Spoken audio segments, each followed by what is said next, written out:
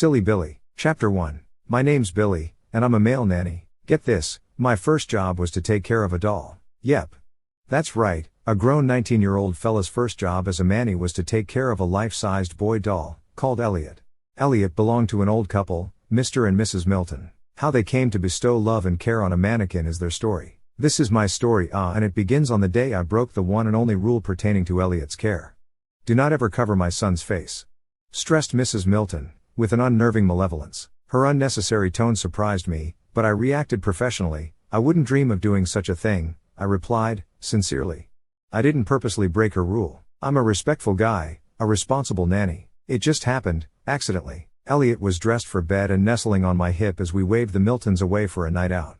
Breathing a sigh of relief, I shut the door, turned to the doll and said, "You know what, I'm going to have a snoop around your manor, Elliot." When I chuckled at the thought of myself talking to a doll, he slipped off my hip. I managed to grab his pajama top before he hit the floor. But as I hiked him back up, the top covered his face. Oops. No one need know, I thought. Disappointingly, I found nothing untoward on my snoop. No secret stairwells, no bookcases that concealed long-forgotten rooms, no mummified bodies.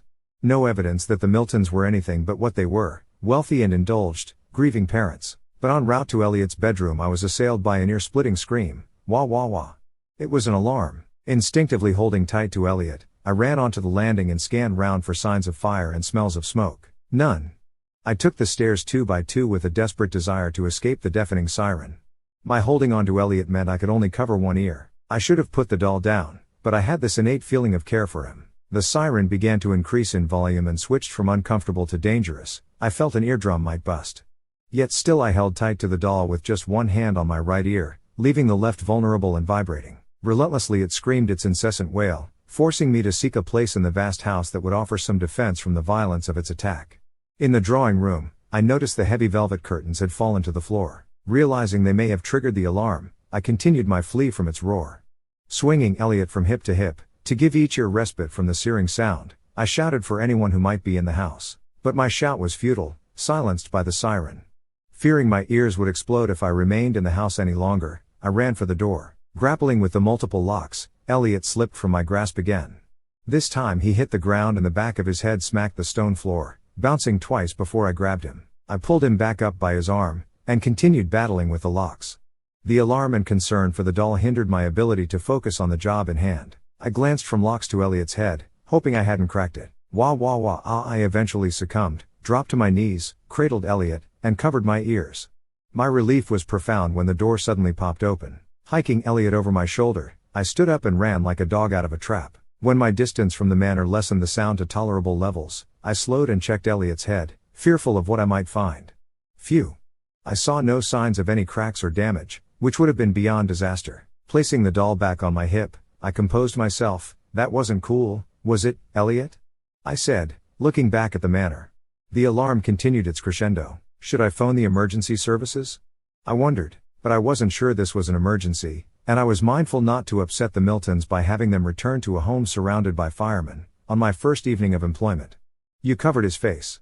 The words made me yelp and I jumped around, defensively. Mrs. Milton's face was like fire, raging. She stood with her husband Henry, his hand caressed her shoulder in an effort to cool her rising rage. Taken off guard I gabbled, "It was a mistake, for no more than a couple of seconds, that's all." I floundered and tripped over my words, making me sound silly and guilty as hell. Henry silently took Elliot from me as his wife's shaking began to abate. They walked past and continued stoically towards the manor, seemingly unaffected by the sound. I trailed behind, head bowed, like a scolded dog. Henry immediately dealt with the alarm. "You may leave Elliot in the sitting room and return to your room," he said, closing the alarm panel by the door. He turned to me and smiled. "You're dismissed." "Really?" I said, with disbelief and disappointment. His face was soft and sorry, but his tone, assertive. "You may leave Monday morning when the rail service resumes.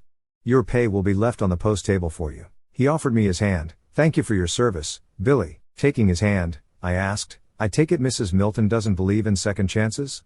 He squeezed my hand. "Correct." Placing Elliot back in the room in which I'd met him, I patted his head and whispered. It was short and sweet, but I guess my playing with dolls wasn't meant to be. It was with a heavy heart that I climbed the stairs. Truth is, I enjoyed my first day at the manor and was gutted to be fired. Grabbing my coat, I decided on a walk down to the village to soften the blow of my premature dismissal. I contemplated a glass of wine, but decided against it as I entered a small pub on the corner of a quaint street. Walking in was like a horror movie scene cliché. 4 locals, 3 men and 1 woman all stopped talking and looked at me, suspiciously. I smiled, courteously, and ordered an orange juice from the friendly-looking barman. "You look like you could do with something stronger," he said, eyeing me questioningly as he poured my drink. "The juice is fine," I said, aware the 4 customers were listening in. He lifted an eyebrow. "You look like you've seen a ghost," he said. I laughed and decided to get it off my chest. "I've been fired, from my first job." "Not the best start to my career," I explained. The gossipy glare of the customers' eyes focused on me. I wasn't bothered. I was used to small town folk and their love of local scandal. The barman looked surprised. "Where from?" "I didn't think anyone in town was employing," he asked. "The Miltons." He almost choked on nothing. "They employed a man as a nanny, to look after that doll," he spluttered. His reaction made me see the absurdity of my firing. "Yep." I took a glug of juice and asked outright, "Did you know the real Elliot?" Aware that I knew nothing of the kid the doll represented. "Of course I did. I went to school with him. He'd be my age if he'd lived," he said, wiping down the bar. He looked at me with a bemused look. "I hope you don't mind me asking, but looking after a doll isn't a difficult job. How'd you get fired?" I accidentally covered his face. A gasp alerted me. I turned to its source and locked eyes with the middle-aged woman in the group. "That makes sense. Elliot had severe phagophobia," she said, wistfully. The barman winked at me, and shouted over at her, "That's a jawbreaker, Grace. What's that in plain English, please?" She stood up, a fear of suffocating. "Poor little Elliot, all his jumpers and shirts had to have buttons on the back, because he wouldn't let anything go over his head," she explained, with a sincere sadness in her delivery, and a somewhat withering look at me. The barman chuckled. "That's right, I remember. The poor little sod was a nervy lad, frightened of everything." Grace continued, "Yes, such a shame he suffocated and was fired," she said, shooting me an accusatorial glance. The barman, noting my confusion, leaned in and explained. One of the heavy velvet curtains fell on him, covering his face and bringing a lit candle down with it. He didn't stand a chance, fired to a cinder he was. "His death turned the Miltons bonkers, as you well know," he said, conspiratorially. Draining my glass, the barman added, "But you know, God works in mysterious ways. He would have had no life with that pair. They're far too possessive and controlling, as you've discovered." He reached his hand out to me. "Put it down to experience and move on," he said, with a firm and friendly handshake. As I made to leave, I noted Grace standing by the door. She stopped me. "Do you have any fears or phobias?" she asked, blocking my exit and making it clear she wasn't going to move. Without an answer, "I'm not a fan of being hemmed in, trapped. I think it's called claustrophobia," I said, with obvious irony. Still she didn't budge. Instead she moved in, uncomfortably close. "I suggest you stop by Elliot's grave on the way back, and pay a little respect." Pissed off by the implication in her words, I said, "Are you suggesting I've been disrespectful?"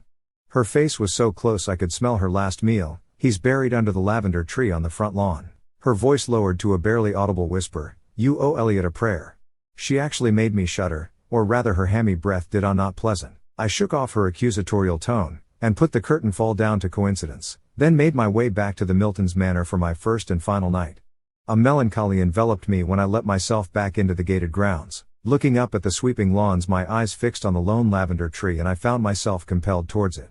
The jangle of keys in my pocket suggested that the Miltons still had an element of trust in me, and I vowed to talk with them in the morning, to see if a night's sleep would change their minds.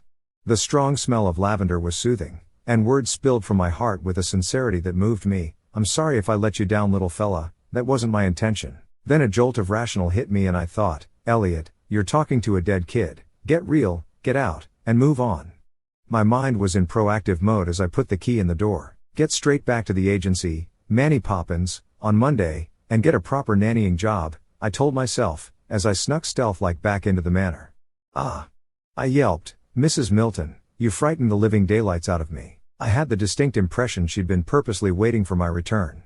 She spoke with her authoritative manner. "My husband and I have changed our minds." I smiled, somewhat relieved, and said, "Thank you, I appreciate the second chance." She thrust her outstretched hand towards me. "Keys, please." When I gave them to her, she hissed, "We want you to leave at daybreak." Perplexed and pissed off, I said, "But there's no trains back to London until Monday morning." We agreed I'd leave then. Her face was resolute and inflexible. "A cab has been ordered at considerable expense. It will collect you at daybreak. Be ready, don't delay." She turned on her heels. "Goodbye." Little did I know then, that her goodbye would be the ultimate bad bye. 1.